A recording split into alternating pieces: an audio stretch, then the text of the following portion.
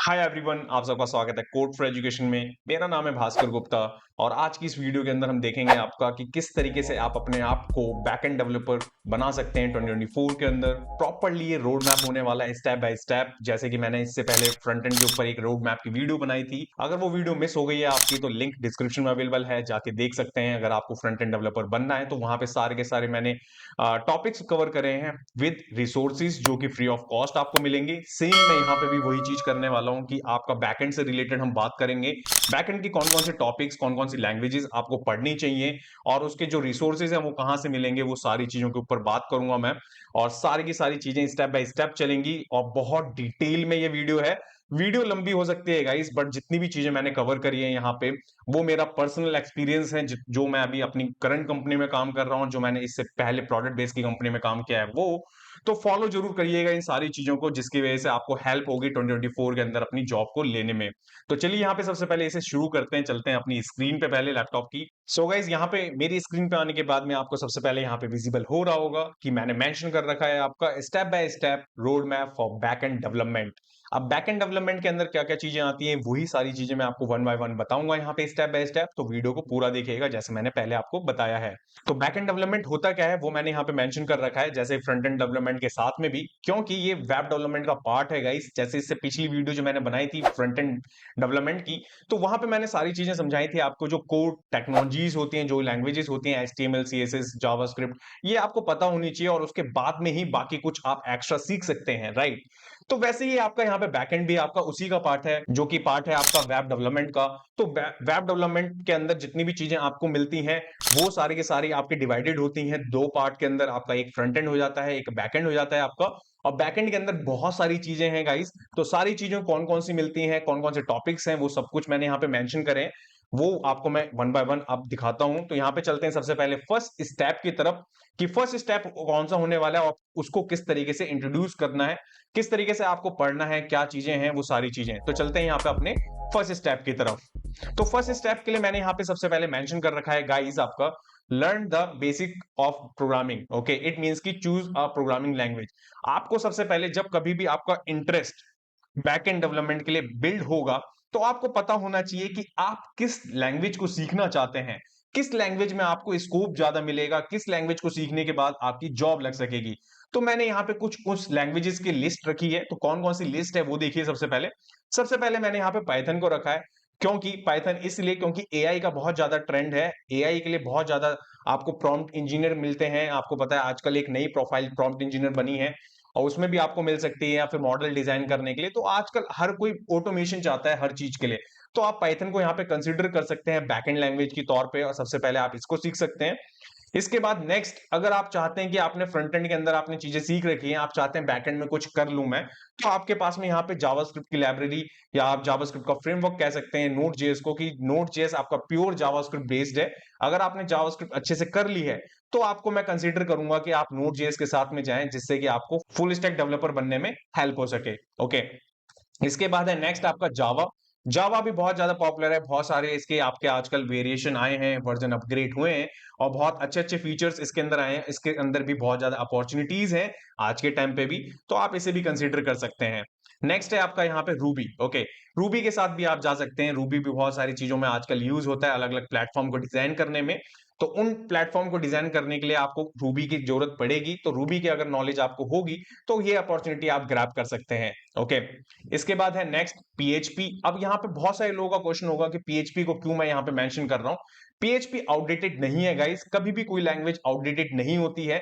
क्योंकि जब कभी भी कोई लैंग्वेज इंट्रोड्यूस होती है तो उसके ऊपर जितनी भी चीजें बिल्ड होती हैं, तो हर कोई चीजें आपकी मूव ऑन नहीं कर पाती हैं, कुछ चीजें रुक जाती हैं वहीं पे, उनको वहां पे सपोर्ट की जरूरत पड़ती है गाइस। तो वहां के लिए, उस प्रोजेक्ट के लिए, पर्टिकुलर प्रोजेक्ट के लिए, पर्टिकुलर आपकी कंपनी के लिए आप वहां पे रिक्वायर्ड कर सकते हैं, आपकी रिक्वायरमेंट्स हो सकती है।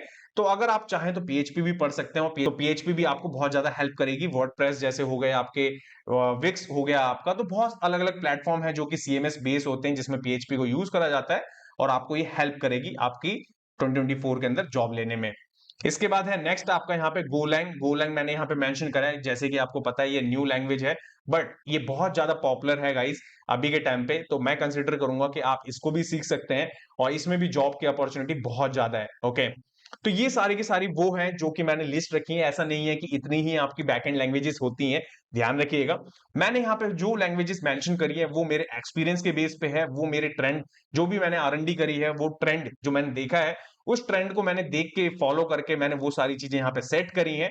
जिसके बाद आप यहाँ पे कोई भी एक इनमें से कोई एक पिक कर सकते हैं और इसके साथ अपने आप को आगे ले जा सकते हैं बैकएंड डेवलपमेंट के अंदर। ये पहला स्टेप आपका डन हो गया। अब इसके बाद में जो सेकंड स्टेप आपको मिलता है, सेकंड स्टेप में आपने कोई भी चीजें सीख ली पहले स्टेप के अंदर, पहली लैंग्वेज आपने कवर कर ली, राइट। अब जब पहली लैंग्वेज आपने कवर कर ली तो उसके बाद में आप उसके अंदर कोई फ्रेमवर्क सीखेंगे। अब फ्रेमवर्क क्यों सीखेंगे आप?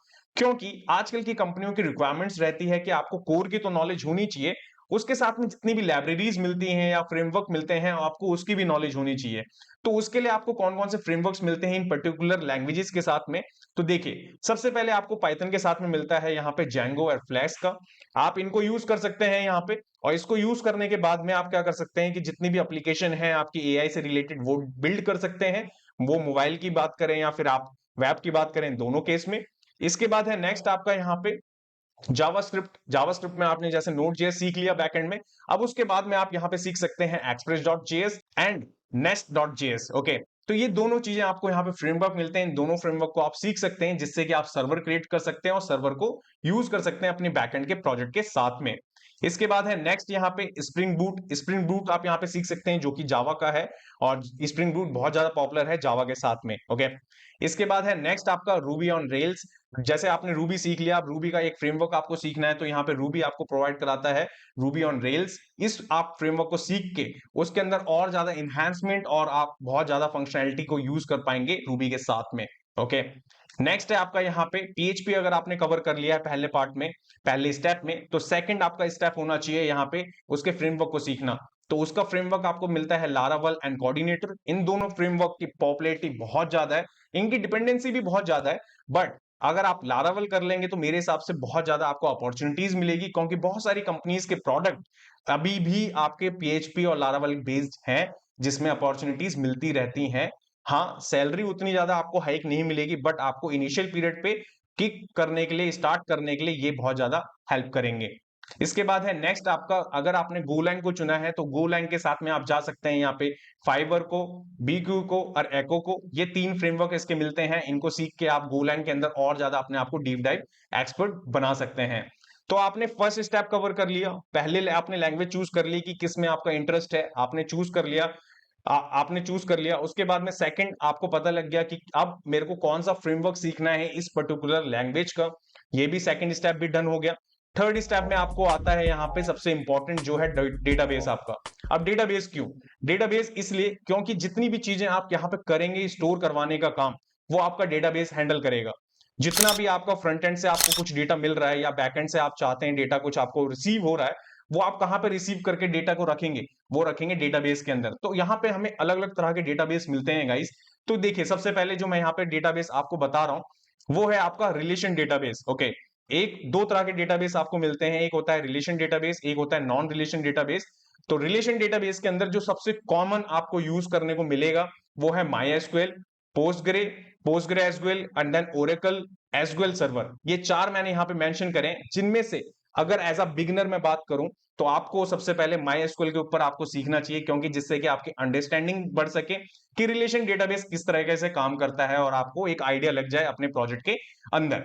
ओके, और वही सारी चीजें मैंने यहाँ पे मेंशन कर रखी हैं। अब नॉन नॉन रिलेशन डेटाबेस कौन कौन से होते हैं तो मैंने यहाँ पे मेंशन कर रखे हैं। यहाँ पे आपके पास मोंगोडीबी है, रेडिस है, डायनोमो है आपका जो अमेज़न का प्रोडक्ट है। तो ये चारों आपको मिलते हैं यहाँ पे। नॉन रिलेशन कैसे होता है, कैसे वर्क करता है, आप ये भी सीख सकते हैं। तो ये दो तरह के आपके पास में डेटाबेस के ऑप्शन मिलते हैं। आप मोंगोडीबी को चूज कर लें अगर आपको नॉन सिक्वल डेटाबेस सीखना है। तो अगर आप रिलेशन डेटाबेस सीखना चाहते हैं तो आपके पास में MySQL है सबसे पहले। तो ये दो टॉप के आपको मैं कंसीडर करूंगा कि इन दोनों में से कोई एक चूज कर लें आप, और ये आपको बहुत हेल्प करेंगे एज अ बैकएंड डेवलपर बनने में। इसके बाद चलते हैं यहाँ पे, आपका ये थर्ड स्टेप हो गया। थर्ड स्टेप के बाद में आपका आता है फोर्थ स्टेप। अब ये फोर्थ स्टेप क्यों इंपॉर्टेंट है इतना ज्यादा? क्योंकि ये आपका सर्वर साइड जो भी होता है, आपका जो क्लाइंट साइड होता है, उसमें कम्युनिकेट करने के लिए आपका मिडल वेयर का काम करता है।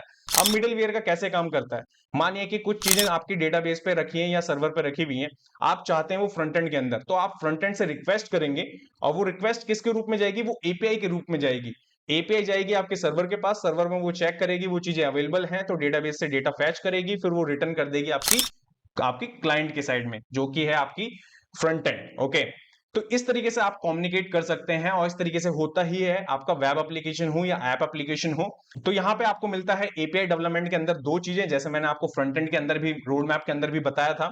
तो पहला मिलता है आपको rest API, right? Okay, rest full API जो बनाई जाती है आपकी, जो सबसे ज्यादा कॉमन है, जिसमें मल्टीपल एंड पॉइंट्स होते हैं, आपको डेटा पहले से प्रिडिक्टेबल पता होता है कि आपको इस एंड पॉइंट पे हिट करना है और इस तरीके का डेटा हमें जेसन ऑब्जेक्ट के फॉर्म में मिलेगा, उसको हमें कंज्यूम करना है। ओके, और उसे हम प्रिंट करवा सकते हैं। इसके एडवांटेज क्या है, देखिए वही चीजें मैंने यहाँ पे मेंशन करी है, 4 पॉइंट है आपके पास में।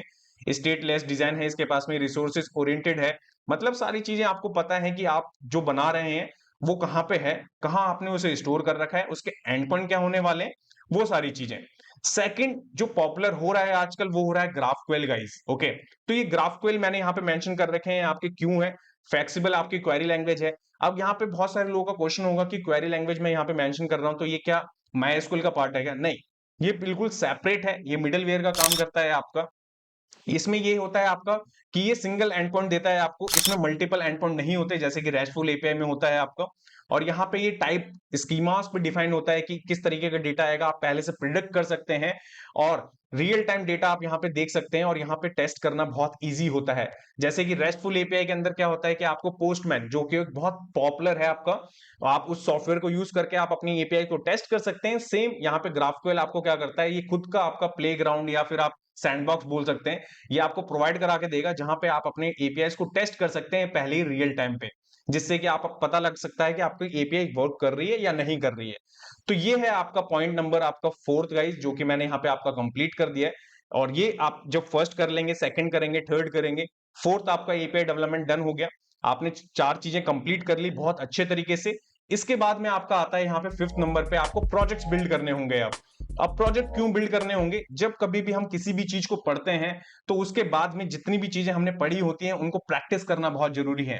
अब प्रैक्टिस कैसे करेंगे, आप प्रैक्टिस करेंगे प्रोजेक्ट्स बना के, छोटे छोटे प्रोजेक्ट्स बनाइए आप, और उस छोटे छोटे प्रोजेक्ट्स में लॉजिक लिखिए, सारी चीजें इंप्लीमेंट करिए, वो सारी चीजें। अब यहाँ पे जब आप बैकएंड डेवलपमेंट के अंदर आएंगे तो यहाँ पे मैं एक चीज और ऐड ऑन करना चाहूंगा कि मैंने टाइप स्क्रिप्ट और प्लस डीएसए, इन दो चीजों को मैंने यहाँ पे मेंशन नहीं करा। अगर आप यहाँ पे डीएसए और टाइप स्क्रिप्ट यहाँ पे लेके चलेंगे अपने साथ में, मैं डीएसए ये नहीं कह रहा आपसे कि फुल आपको फुल आना चाहिए बिल्कुल हाई लेवल का, आपको मीडिएटर लेवल का भी आना चाहिए या मिड लेवल लो लेवल का भी आएगा आपको डीएसए, क्योंकि यहाँ पे लॉजिक लिखने पड़ते हैं बैकएंड के अंदर। ओके, और टाइप स्क्रिप्ट आपको जितने अच्छी आएगी टाइप स्क्रिप्ट यहाँ पे, क्योंकि टाइप स्क्रिप्ट आप हर एक लैंग्वेज के साथ में यहाँ पे टाइप डेफिनेशन डिक्लेयर करके पता लगा सकते हैं कि किस तरीके का डेटा आपका फ्लो में रहना चाहिए। मैं ये दो चीजें ऐड ऑन कर रहा हूँ यहाँ पे बैकएंड डेवलपमेंट के कोर्स के अंदर। ओके, और यहाँ पे आपको कौन कौन से प्रोजेक्ट बनाने चाहिए, देखिए मैंने वन बाय वन लिख रखा है यहाँ पे। Web application with user authentication, user authentication means आपका सिंपल, आप वहां पे log in, sign up, forget, ये सारी चीजें बना सकते हैं। आप ये पता लगा सकते हैं कि यूजर जेन्युइन है या नहीं है। और मानिए कोई आपने एक ऐसी एप्लीकेशन बना रखी है जो कि सोशल मीडिया प्लेटफॉर्म है, वहां पे आपने डिफरेंट डिफरेंट यूजर्स वहां पे अपनी फोटोज को पोस्ट करते हैं, तो आप ऑथेंटिकेट कर सकते हैं कि वो यूजर पर्टिकुलर उस पोस्ट उसकी ही है या नहीं है। अगर वो उसको डिलीट करना चाहे या लाइक करना चाहे या कमेंट करना चाहे, कुछ भी मॉडिफिकेशन हो, तो इस तरीके से आप ऑथेंटिकेट कर सकते हैं। तो उस तरह की एप्लीकेशन आप यहाँ पे बना सकते हैं, जो भी चीजें मैंने आपको बताई हैं स्टेप 4 के साथ में, ठीक है। इसके बाद आप रियल चैट एप्लीकेशन बना सकते हैं। तो रियल चैट एप्लीकेशन कैसे बनती हैं, क्या क्या चीजें यूज होती हैं, कौन कौन सी लाइब्रेरी यूज होंगी, आप उनका यूज करके यहाँ पे ये प्रोजेक्ट बना सकते हैं। थर्ड आपको बना सकते हैं आप यहाँ पे रेस्टफुल एपीआई फॉर आप ब्लॉग प्लेटफॉर्म, जैसे कि आपका वर्डप्रेस हो गया, आपने वहां पे टेम्पलेट्स देखे होंगे, ब्लॉग वाले टेम्पलेट्स होते हैं कुछ उस तरीके की, आप वहां पे एप्लीकेशन बना सकते हैं इनको यूज करने के बाद में। इसके बाद है आपका माइक्रो सर्विसेज आर्किटेक्चर। अब ये माइक्रो सर्विसेज है क्या, माइक्रो सर्विसेज में आपका क्या होता है कि जितनी भी आपका एक प्लेटफॉर्म है, जितना भी आपका एक आर्किटेक्चर है, वो एक पर्टिकुलर फोल्डर या आप कह सकते हैं या फिर एक सिस्टम कह सकते हैं उसके अंदर होगा, और वहां पे आपको जितनी भी सर्विसेज हैं आप चाहेंगे उसको इंडिपेंडेंट क्रिएट करना, जिससे कि जब कभी भी आप उस सर्विस को यूज करना चाहें किसी अदर ऐप में, तो वहां पे आप यूज कर सकें। तो ये चीजें भी आपको पता होनी चाहिए, और इसके बारे में मैंने और डिटेल में आगे चल के बात करी है, और अच्छे से आपको आगे चल के मैं समझाऊंगा अभी। ओके, इसके बाद है नेक्स्ट आपका machine learning model development. Okay, अब यहाँ पे आपको क्या है कि आपने पाइथन चूज कर ली मान लिए, ठीक है, तो उसको अगर आप चूज कर लिया आपने, तो उसके बाद में आप किस तरीके का प्रोजेक्ट बिल्ड कर सकते हैं, जो कि मैंने यहाँ पे मेंशन करा है आपका मशीन लर्निंग मॉडल। मॉडल बनाए आप, मॉडल को ट्रेन करना सीखें, रिवर्ट करना, जैसे कि आपके पास में चैट जीपीटी का ऑप्शन है आपके, और बहुत सारे अलग अलग एआई के टूल्स आजकल मार्केट में अवेलेबल हैं, कैसा उसके जैसा कुछ बनाने की कोशिश करें, सिंपली बनाएं। एरर मिलेंगे आपको, परेशानी होगी आपको, बट वो सारी की सारी चीजें आपको बहुत हेल्प करेंगी अपने आप को प्रूव करने में कि आप धीरे धीरे अपने आप को इनहेंस कर रहे हैं अपने स्किल्स के अंदर, क्योंकि ये एक दिन की नहीं है मेहनत, राइट, ये सालों की मेहनत है आपकी। आप क्या करेंगे, डे वन से स्टार्ट करेंगे, आपको जब तक जॉब नहीं मिलती तब तक आपको पढ़ना है, और फिर जब जॉब मिल जाएगी आपको, तो उसके बाद और अच्छे से पढ़ना है, फिर आप समझ रहे हैं। इसके बाद है नेक्स्ट, आप क्या बना सकते हैं यहाँ पे, टास्क शेड्यूलर एंड ऑटोमेशन, जो कि आप क्रिएट कर सकते हैं कि किस तरीके से पुश नोटिफिकेशन भेजेंगे आप वेब पे, ऐप पे, जो भी आप यहाँ पे सर्विसेज यूज करना चाहें वो। ओके, इसके बाद है, अगर आपने ग्राफक्वेल पढ़ लिया, तो ग्राफक्वेल के साथ में सोशल मीडिया के प्लेटफॉर्म, जैसा मैंने सोशल मीडिया का आपको एग्जांपल दिया, वैसे ही कुछ क्रिएट कर सकते हैं आप यहाँ पे भी। ओके, तो ये स्टेप है आपका स्टेप 5, जो कि पूरा होता है प्रोजेक्ट के केस में। अब इसके बाद में नेक्स्ट है आपका यहाँ पे स्टेप 6, जो कि सबसे इंपॉर्टेंट होने वाला है, जो है आपका क्लाउड। ओके, अब क्लाउड ही क्यों, क्योंकि आपने देखा होगा आजकल क्लाउड की जितनी भी सर्विसेज होती हैं, लाइक एडब्ल्यूएस हो गई आपकी, माइक्रोसॉफ्ट हो गई या गूगल हो गई, तो वो सर्विसेज आपको पता होनी चाहिए एज अ बैकएंड डेवलपर कि किस तरीके से इंटीग्रेट करेंगे आप अपने प्रोजेक्ट में, और वहां उस सर्विस को यूज करके अपने प्रोजेक्ट को और ज्यादा ऑप्टिमाइज और ज्यादा इनहेंस कर सकते हैं आप। तो कौन कौन सी बातों पे और कौन कौन सी चीजों को आपको सीखना चाहिए इसके अंदर, तो यहाँ पे सबसे पहले आपको पता होना चाहिए एडब्ल्यूएस लैम्बडा के बारे में। और ये आपका, इनमें से कुछ चीजें पेड भी हो सकती है गाइस, कुछ चीजें फ्री भी हो सकती हैं, डिपेंड करता है इनकी, जो कि इनका ऑफिशियल करंट अभी सिचुएशन चल रही है उसके बेस पे। ओके, चेक कर लेना ये सारी चीजें आप सब भी। नेक्स्ट पॉइंट है आपका यहाँ पे Google cloud function, Google cloud function सीख सकते हैं आप। थर्ड है आपका यहाँ पे माइक्रोसॉफ्ट एज्योर। ओके, फोर्थ है आपका यहाँ पे क्लाउडफ्लेयर वर्कर्स किस तरीके से बनता है। नेक्स्ट है आपका यहाँ पे नेटिफाई फंक्शंस। ओके, फिर ऐसे इसके बाद में आपका वर्चुअल फंक्शंस के बारे में। तो ये जितनी भी मैंने आपको बताए हैं, इनमें से आपका एडब्ल्यूएस, गूगल और माइक्रोसॉफ्ट आपको सर्टिफिकेशन भी प्रोवाइड करते हैं, सर्टिफिकेशन ले लेते हैं आपका एडब्ल्यूएस से, गूगल से, माइक्रोसॉफ्ट से, किसी भी एक में, तो आपको वो जॉब दिलाने में और ज्यादा हेल्प करेगा गाइस। तो मेरा पर्सनली ये आपको सजेशन रहेगा कि आप इन तीनों में से किसी भी एक में सर्टिफिकेट ले लें, और उस सर्टिफिकेट को शो कर सकें जब आप अपने रिज्यूम के अंदर मेंशन करके। ओके, तो ये सारी चीजें आप समझ गए कि क्लाउड में आपको किस किस चीजों का बात ध्यान रखना है, सर्वरलेस कैसे आपको चीजें बनानी है, कैसे मैनेज करना है आपको, क्योंकि सर्वर आप चाहते हैं आप लोकल पे ना रख के आपका क्लाउड पे रहे तो ज्यादा बेहतर है, स्पीड होगी और आपका ऑप्टिमाइज रहेंगी सारी चीजें। ओके, तो ये है आपका स्टेप 6 जो कि डन हो गया। इसके बाद है स्टेप 7। स्टेप 7 के अंदर आप क्या करेंगे, आपने प्रोजेक्ट बिल्ड करा, प्रोजेक्ट बिल्ड होने के बाद में आप क्या चाहते हैं कि आप अब एनवायरमेंट सेटअप करना चाहते हैं, किसमें, लोकल में और डिप्लॉयमेंट के बीच में। कैसे, कौन कौन से टूल यूज करने हैं आपको, तो वो मैंने यहाँ पे मेंशन करे हैं। सबसे पहले आपको डॉकर मिलता है इसके अंदर, डॉकर के बाद में आपको यहाँ पे पॉडमैन मिलता है, पॉडमैन के बाद में RTK, it means rocket, and then इसके बाद में कंटेनेट। ओके, देन इसके बाद ओपन शिफ्ट, फिर इसके बाद कुबरनेटिव, इनके बारे में बात करूंगा मैं अभी। Amazon मिलता है फिर इसके बाद में elastic container service, and then इसके बाद में Google Kubernetes, and then Azure Kubernetes. अब यहाँ पे कुबरनेट्स मैं यहाँ पे मेंशन जो कर रहा हूं, यहाँ पे सबसे ज्यादा पॉपुलर आपने दो बहुत नाम सुने होंगे, डॉकर का नाम सुना होगा आपने, और यहाँ पे कुबरनेट्स का नाम सुना होगा आपने।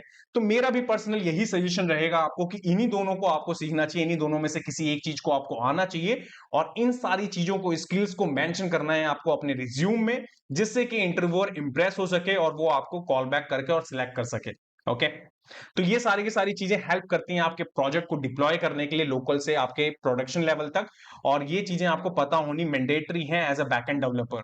ओके, नेक्स्ट है आपका यहाँ पे स्टेप 8। स्टेप 8 के अंदर आप क्या करेंगे कि स्टेप 8 है आपका यहाँ पे ऑथेंटिकेशन एंड ऑथराइजेशन। जैसे कि मैंने आपको प्रोजेक्ट के अंदर बताया कि आप वहां पे एक एप्लीकेशन डिजाइन कर सकते हैं यूजर ऑथराइजेशन के साथ में, राइट। कैसे, उसमें लॉगिन होगा, साइन अप होगा, फॉरगेट होगा, ये सारी चीजें कैसे हैंडल होती हैं और कौन कौन सी चीजें आप इसमें पढ़ सकते हैं इनको यूज करने के लिए अपने प्रोजेक्ट में, करंट प्रोजेक्ट के अंदर। तो वो देखिए, यहाँ पे सबसे पहले आपको OAuth मिलता है, यहाँ पे OAuth को आप यूज कर सकते हैं, ठीक है। और वहां पे आप उसको यूज करने के बाद में ये सारी की सारी लाइब्रेरीज, फ्रेमवर्क्स अवेलेबल है मार्केट में। जाएं, इंस्टॉल करें प्रोजेक्ट के अंदर, जितनी भी स्टेप्स बता रहा हूं उसके बाद में, एंड देन उसके बाद में और इंप्रूव होते जाएंगे आप। ओके, देन इसके बाद है आपका यहाँ पे JWT, इट मीन्स की जेसन वेब टोकन कैसे पास करना है, कैसे मिलता है फ्रंट एंड से, ये सारी चीजें आप सीखेंगे। एंड देन इसके बाद है Azure active directory, okay, it means Azure AD, ये भी आप सीख सकते हैं। Quota, okay, and then open ID यहाँ पे सीख सकते हैं। आपके यहाँ पे 5 रखे हैं मैंने, इसका मतलब ये नहीं है कि और नहीं है, मैं बार बार आपसे ये कहते हुए चल रहा हूँ, जैसे मैंने आपके फ्रंट एंड में ही बताया था, जितनी भी चीजें मैं आपको बताता हूं ना, वो सारी की सारी चीजें वो होती हैं जो कि आपकी ट्रेंड होती हैं, और जो मैं पर्सनल ही एक्सपीरियंस कर रहा हूं अपनी करंट ऑर्गेनाइजेशन में भी और अपने प्रीवियस ऑर्गेनाइजेशन में भी मैंने देखा है। ये सारी की सारी वो चीजें हैं गाइस जो कि क्लाइंट्स डिमांड कर रहे हैं आज के डेवलपर से, इसीलिए मैं यहाँ पे मेंशन कर रहा हूं। ओके, तो यहां पे आपका ये पॉइंट नंबर 8 भी डन होता है। अब इसके बाद में यहाँ पे पॉइंट नंबर 9 पे चलते हैं, जो कि स्टेप 9 है हमारा। वो है सबसे इंपॉर्टेंट, टेस्टिंग। जब कभी भी आप कोड लिखेंगे, आपका फ्रंट एंड हो या बैक एंड हो, तो आप अपने कोड को किस तरीके से टेस्ट करेंगे कि जिससे कि जब टेस्टरों के पास में जाए आपकी ये एप्लीकेशन, तो वो कम से कम बग्स निकाल पाए आपके लिए। ओके, तो यहाँ पे आपके पास में बहुत सारे ऑप्शंस मिलते हैं। सबसे पहले आप अपनी एपीआई को टेस्ट करने के लिए पोस्टमैन, जैसे मैंने आपको बताया, बहुत कॉमन टूल है, इसको यूज कर सकते हैं आप। JMeter कर सकते हैं आप यहाँ पे यूज इसको। रेस्ट एश्योर्ड को कर सकते हैं यूज। सॉप UI को कर सकते हैं, गेटलिंग को कर सकते हैं, K6 को कर सकते हैं आप यहाँ पे, JUnit को कर सकते हैं, टेस्ट NG को कर सकते हैं, साइप्रेस को कर सकते हैं, DB यूनिट को कर सकते हैं। तो ये सारे के सारे टूल्स आपको मिलते हैं, बट मैं पर्सनली आपको सजेस्ट करूंगा कि यहाँ पे पोस्टमैन को आप सीखना मैंडेटरी है। इतना तो आपको पता होना चाहिए कि किस तरीके से पोस्टमैन के अंदर चीजें चलती हैं, टेस्टिंग करनी है, रिस्पॉन्स जनरेट करना है, लेना है, ये सारी चीजें। ओके, और इन सारी के सारी जितनी भी चीजें मैं स्टेप्स बता रहा हूं, इनके लिंक डिस्क्रिप्शन में अवेलेबल है, वहां से आप पढ़ सकते हैं वन बाय वन करके। ओके, और मेरा भी कोर्स बहुत जल्दी आपका लॉन्च होगा, फ्री ऑफ कॉस्ट होगा, ये पूरा को पूरा बैकएंड डेवलपमेंट के ऊपर, ठीक है, वो भी इसी यूट्यूब चैनल के ऊपर। अब इसके बाद बात करते हैं यहाँ पे स्टेप 9 की। ओके, तो आपने 8 स्टेप समझ लिए कि कौन कौन से हैं, कैसे कैसे आपको फॉलो करने हैं। अब प्रोजेक्ट आपने बना लिया, सब कुछ हो गया, ऑथेंटिकेशन कर लिया आपने, डेटाबेस बन गया आपका, सारी चीजें राइट, आपने क्लाउड की कुछ सर्विसेज भी लगा ली। अब आप चाहते हैं कि उसको गिट के ऊपर रखना, तो गिट भी आपको पता होना चाहिए, क्योंकि एक ही प्रोजेक्ट पे मल्टीपल लोग काम करते हैं कंपनी के अंदर, तो आप किस तरीके से हैंडल करेंगे अपने कोड को और फिर आपका इशू क्रिएट ना हो, वो सारी बातें आपको पहले से पता होनी चाहिए, तभी जाके आप चीजें कर पाएंगे। ओके, इसके बाद है आपका यहाँ पे गिट। आप समझ गए कि गिट क्यों इंपॉर्टेंट है, क्योंकि मैंने फ्रंट एंड के अंदर भी इसे रखा था, बैक एंड में भी रख रहा हूं, क्योंकि ये मैंडेटरी है, गिट तो आना ही चाहिए, इसके बिना तो बहुत ज्यादा प्रॉब्लम होगी आपको इनिशियल लेवल पे, ठीक है। इसके बाद है नेक्स्ट आपका यहाँ पे स्टेप आपका 10, जो कि है आपका CI/CD पाइपलाइन। जैसे मैंने अभी आपको मैंने समझाया स्लाइड नंबर 7 और 6 के आसपास की चीजें आपको पाइपलाइन के साथ भेजनी है आपकी लोकल से सर्वर की तरफ, राइट। तो ये आपका CI/CD पाइपलाइन उसी का एक पार्ट है, जिसके अंदर आपका डेवऑप्स तक आपको अपना कोड को पहुंचाना है सिक्योरली। ओके, तो कैसे पहुंचा सकते हैं आप, तो यहाँ पे आप डिप्लॉयमेंट से रिलेटेड सारी चीजें सीखेंगे, और डिप्लॉयमेंट बहुत ज्यादा इंपॉर्टेंट पार्ट है गाइज आपका, आपको पता होना चाहिए कि किस तरीके से डिप्लॉय करा जाता है किसी भी प्रोजेक्ट को डेवलपमेंट से प्रोडक्शन लेवल पे। तो उसके लिए सबसे पहला पॉइंट आपको यहाँ पे मिलता है GitLab का CI/CD। ओके, इसको सीख सकते हैं आप, जेंकिंस को सीख सकते हैं आप, एज्योर डेवऑप्स को सीख सकते हैं आप, AWS कोड पाइपलाइन को सीख सकते हैं, गूगल क्लाउड बिल्ड को सीख सकते हैं आप। तो ये जितने भी मैं यहाँ पे मेंशन कर रहा हूं, इनमें से किसी भी एक या दो को सीख लें। अगर आप गिट सीख चुके हैं, गिटहब सीख चुके हैं, तो गिट लैब आपके लिए बहुत इजी होगा, आप उसके साथ जा सकते हैं, सीखें किस तरीके से क्रिएट करना है, कैसे आप कर सकते हैं अपने लोकल प्रोजेक्ट को CI/CD पाइपलाइन के साथ में, ये सारी की सारी चीजें आपको मिलती हैं। ओके, तो ये आप पॉइंट समझ गए, जो स्टेप नंबर 10 है आपका कंप्लीट होता है यहाँ पे, कि किस तरीके से आपको फॉलो करना है बैकएंड डेवलपमेंट का पार्ट। अब इसके बाद है आपका नेक्स्ट यहाँ पे सबसे इंपॉर्टेंट स्टेप 11, जो कि है आपका माइक्रो सर्विसेज एंड मोनोरेपो आर्किटेक्चर। मैंने यहाँ पे दो डिफरेंट मैंने यहाँ पे आर्किटेक्चर को रखा है। क्यों रखा है, क्योंकि दोनों बहुत ज्यादा पॉपुलर हैं। आप में से बहुत सारे लोगों ने माइक्रो सर्विसेज के बारे में तो सुना ही होगा, बट मोनोरेपो के बारे में नहीं सुना होगा। बट मैं आपको जेन्युइनली बताऊं कि बहुत ज्यादा पॉपुलर हो रहा है ये धीरे धीरे मोनोरेपो, और आपको बहुत ज्यादा आपको आगे चल के आने वाली ईयर्स के अंदर ये चीजें दिखेंगी कि माइक्रो सर्विसेज के साथ में मोनोरेपो यूज होंगी। और ये दोनों डिफरेंट है, बट इनके आर्किटेक्चर सेम है एक तरह का, और यूजेस सेम है। कैसे? तो देखिए, सबसे पहले मैं यहाँ पे आपको दिखाऊं तो माइक्रो सर्विसेज टूल के बारे में, तो मैंने आपको बताया था कि माइक्रो सर्विसेज को क्रिएट करने के लिए या बनाने के लिए कैसे कर सकते हैं। आप डॉकर का यूज कर सकते हैं, कुबरनेटिक्स का यूज कर सकते हैं, या फिर आप एनजीएक्स का यूज कर सकते हैं। यहाँ पे आप या तो आप फिर यहाँ पे स्वाइगर का ओपन एपीआई का यूज कर सकते हैं। तो ये सारी की सारी चीजें माइक्रो सर्विसेज टूल के रूप में आपको मिलती हैं। आपको पता होनी चाहिए कोई भी एक इनमें से कि माइक्रो सर्विसेज क्या है, कैसे क्रिएट होती है, आप कैसे क्रिएट करेंगे और कैसे इंटरव्यूअर को बताएंगे कि माइक्रो सर्विसेज कैसे वर्क करती है एक्चुअल में। ओके, इसके बाद है नेक्स्ट यहाँ पे मोनोरेपो टूल्स के बारे में कि मोनोरेपो है क्या, ये आपको पता होना चाहिए। इसके बाद में यहाँ पे आपको मिलता है बेजल के बारे में, ठीक है, लर्डना मिलता है आपको यहाँ पे, बर्ग मिलता है आपको यहाँ पे, यान वर्क स्पेस मिलता है आपको। तो ये यहाँ पे इसके 4 टूल्स मिलते हैं, इनमें से किसी भी एक को कर सकते हैं। जो सबसे ज्यादा इसके अंदर मोनोरेपो के अंदर फेमस है वो आपका लर्ना टूल है। आप इसके साथ में जा सकते हैं, सीख सकते हैं, किसी भी एक एक टूल को पकड़ लें आप। जैसे माइक्रो सर्विसेज के अंदर अगर आपको डॉकर सीखना है या कुबरनेटिक्स सीखना है वो कर लें, और मोनोरेपो के अंदर आप यहाँ पे लर्ना कर सकते हैं। इन इतनी सारी चीजें आपको पता लग जाएंगी स्टेप 11 के अंदर कि हाँ आपने सारी चीजें बना ली, कर ली। करने के बाद में अब आप क्या है कि आप पूरे के पूरे पैकेज लेके बैठेंगे। मैं आपको इतनी बड़ी जो ये वीडियो मैं आपको बना के इसलिए दे रहा हूं क्योंकि जो आप एक या दो या तीन लैंग्वेजेस लेके बैठेंगे, उससे अच्छा है कि आप कंप्लीट पैकेज दें एज अ बैकएंड डेवलपर। जब भी आप अपनी रिज्यूम को शेयर करें किसी भी कंपनी के साथ में, और इंटरव्यूअर आपसे इंप्रेस हो सके प्रॉपर तरीके से एज अ बिगिनर लेवल पे। ओके, तो ये स्टेप 11 भी आप समझ गए कि क्या क्या करना है आपको। एंड देन इसके बाद है फाइनल स्टेप कि जब आपको इंटरव्यू में बैठना है, तो इंटरव्यू में बैठना है तो उससे पहले आपको किन बातों का ध्यान रखना है वो देखिए। सबसे पहले आपको जो जॉब में आप अप्लाई कर रहे हैं वहां पे आपको रिक्वायरमेंट्स पता होनी चाहिए कि वहां पे कौन कौन से रिक्वायरमेंट्स उन्हें चाहिए और आप फुलफिल कर पा रहे हैं क्या वहां पे।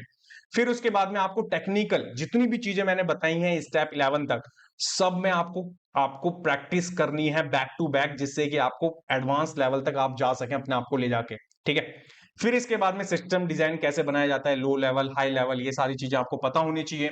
एल्गोरिदम एंड डेटा स्ट्रक्चर, जैसे मैंने आपको बताया अगर आप प्रोडक्ट बेस्ड कंपनी को टारगेट कर रहे हैं तो आपको ये दोनों चीजें लगेंगी ही लगेंगी।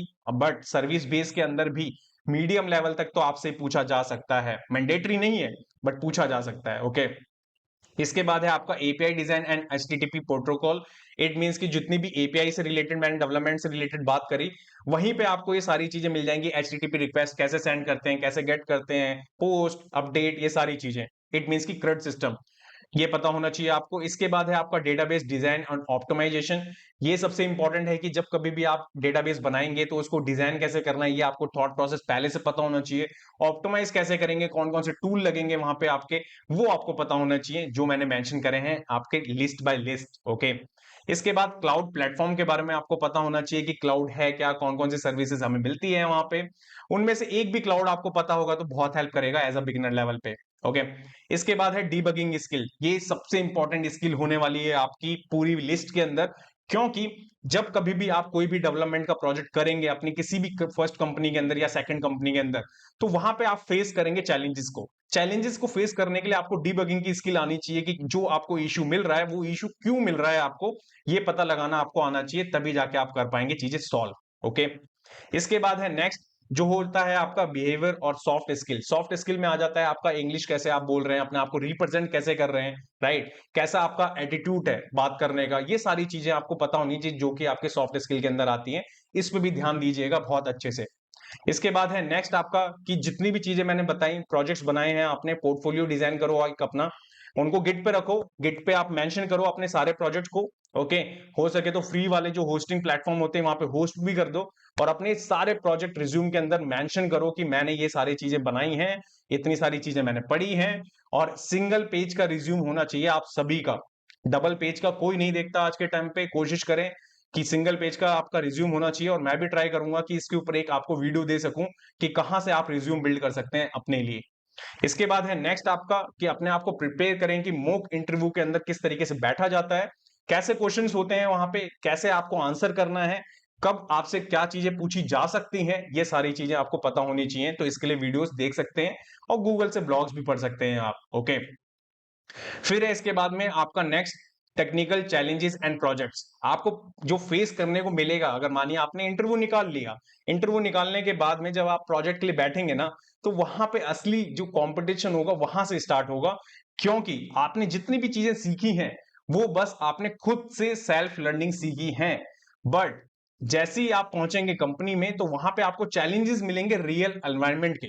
अब जब रियल वर्ल्ड के प्रोजेक्ट आप करेंगे तो वहां पे बहुत अलग अलग चीजें आपको फेस करने को मिलेंगी, तो उसके लिए माइंडसेट आपका पहले दिन से आप रेडी रहें उस चीज के लिए। ओके, तो ये सारी की सारी प्रिपरेशन है आपकी इंटरव्यू प्रिपरेशन से रिलेटेड, जो कि मैंने स्टेप आपकी 11 और 12 तक पूरी कंप्लीट कर ली है। पूरे के पूरे 12 स्टेप हैं ये। अगर आप ये 12 के 12 स्टेप पूरे अच्छे तरीके से फॉलो कर लेंगे गाइस, तो मैं उम्मीद करता हूं कि आप एज अ बैकएंड डेवलपर बन जाएंगे 2024 के अंदर। मुझे पता है कि बहुत लंबा रोड मैप है, बट आप अपने आप को टाइम दें, तभी जाके चीजें हो पाएंगी। टारगेट सेट करें कि इतने दिन के अंदर इतनी सारी चीजें मेरे को कवर करनी है। मैं ये नहीं कह रहा आपसे कि एडवांस लेवल तक आपको पहुंचना है, बेसिक आपको सब पता होना चाहिए, जितनी भी चीजें मैंने मेंशन करी हैं ये बहुत ज्यादा हेल्पफुल है आपके लिए। इसके बाद सबसे जो लास्ट स्लाइड आपको पता है, थैंक यू सो मच अगर आपने यहां लास्ट तक अब अगर देख रहे हो आप वीडियो, इट मींस कि आपके लिए बहुत ज्यादा हेल्पफुल होने वाली है वीडियो गाइस। तो लाइक करें, कमेंट करें, शेयर करें इस वीडियो को ज्यादा से ज्यादा लोगों। एंड सबसे इंपॉर्टेंट गाइस, अगर चैनल पे नए हो तो चैनल को सब्सक्राइब करो, बेल आइकन को ऑल पे क्लिक करो, जिससे कि वीडियो की लेटेस्ट नोटिफिकेशन आ सके। सो मेरे को मोटिवेट रखने के लिए गाइस यहाँ पे आप लाइक करें, कमेंट करें प्यारे प्यारे, जिससे मैं आपको कमेंट के रिप्लाई कर सकूं। ओके, और आगे भी फ्यूचर में ऐसी वीडियोस बना सकूं, तो सपोर्ट दिखाएं अपना। तो मिलते हैं ऐसी नेक्स्ट वीडियो में, जब तक के लिए till then bye bye guys.